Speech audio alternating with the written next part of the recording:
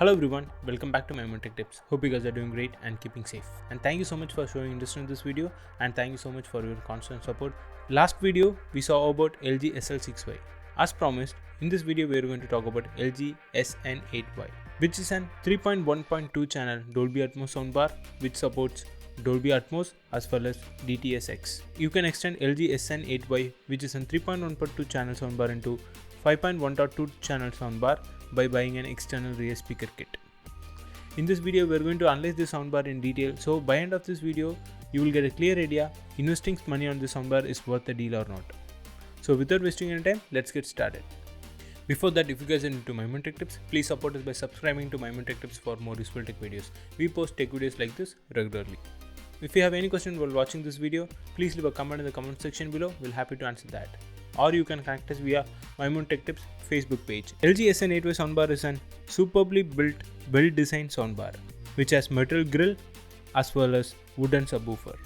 The soundbar weighs around 4.4 kg and the subwoofer weighs around 7.8 kg. The weight itself shows that it's a pretty much decent built soundbar. This soundbar also comes with an Meridian audio technologies. Meridian Audio is a British manufacturer who produce amazing surround sound system. So Meridian Audio is definitely a plus for this soundbar. This soundbar was launched in the year 2020. Because of COVID, the rear speaker kit of the soundbar is not available. But if you are planning to buy the soundbar, rear speaker is definitely must. Hope LG will make that available as soon as possible in India. Let's quickly have a major important features of the soundbar.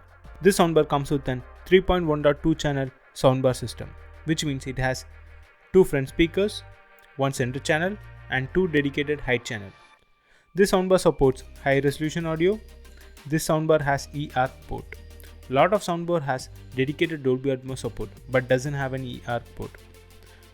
But this soundbar has an ER port, which is a really good thing. This soundbar has an 440 watt. This soundbar also has an 4K pass-through as well as Dolby Vision pass-through, which means if you connect an external device such as NVIDIA Shield to the soundbar can decode the Dolby Atmos signal, and without any loss it can pass HDR 10+ content as well as Dolby Vision content to the TV.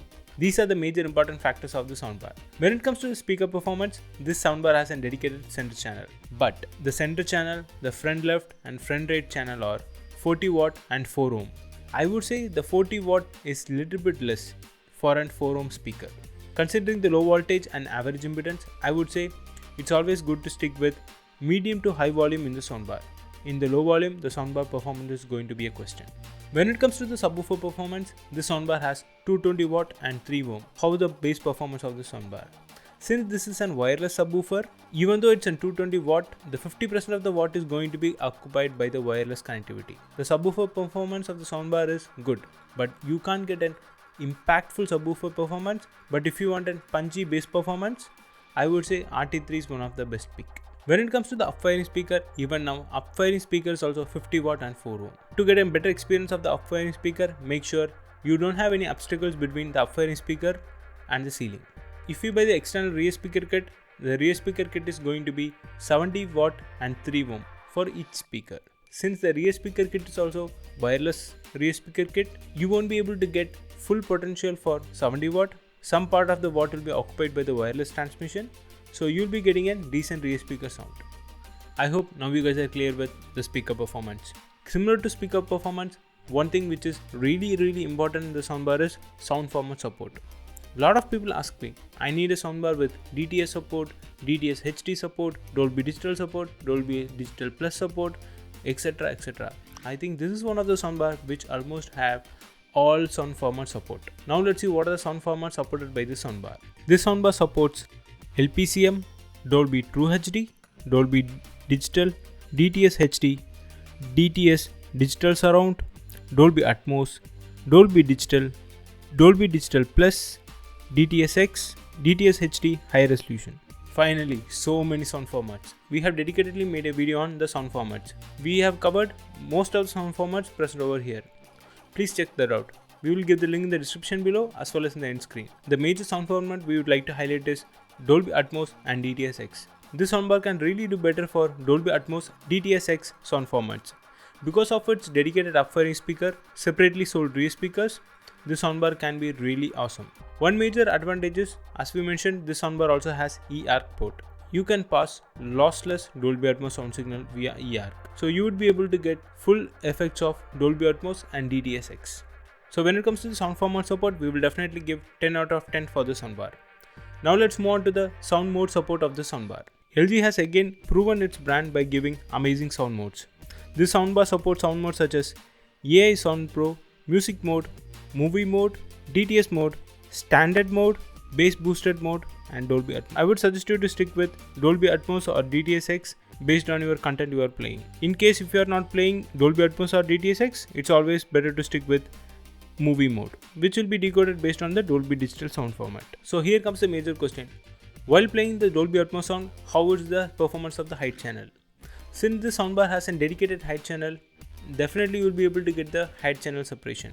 If you are new to Dolby Atmos, we have dedicatedly made a video on height channel test. Please check that out.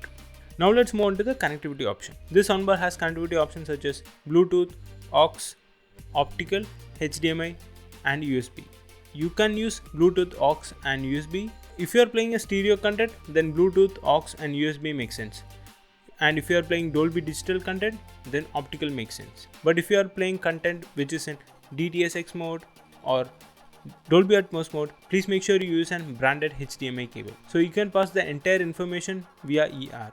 I hope you guys are able to get the clear idea. One more major point I would like to highlight is, if you are planning to connect a Dolby Atmos streaming player, I would suggest you to directly connect the streaming player like Nvidia Shield or Xbox or PlayStation directly into the soundbar, and then connect the soundbar ARC output to the TV as an input.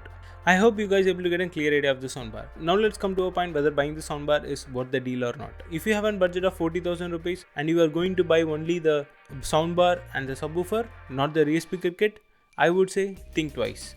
Having a height channel is really good, but without the surround sound effect, having a height channel doesn't make sense. If you are someone who will be able to buy the soundbar along with a rear speaker kit and budget is not a constraint, then definitely go for the soundbar. This soundbar is going to be an amazing purchase. One point to note, currently the rear speaker kit is not available in India. I hope soon LG will release the rear speaker kit in India. We will keep the updated link in the description below. Please check that out. Still, if you have any confusion on the soundbar, please leave a comment. We'll be happy to answer that. I hope you guys like this video. If you haven't subscribed to My Tech Tips, please support us by subscribing to My Tech Tips for more useful tech videos.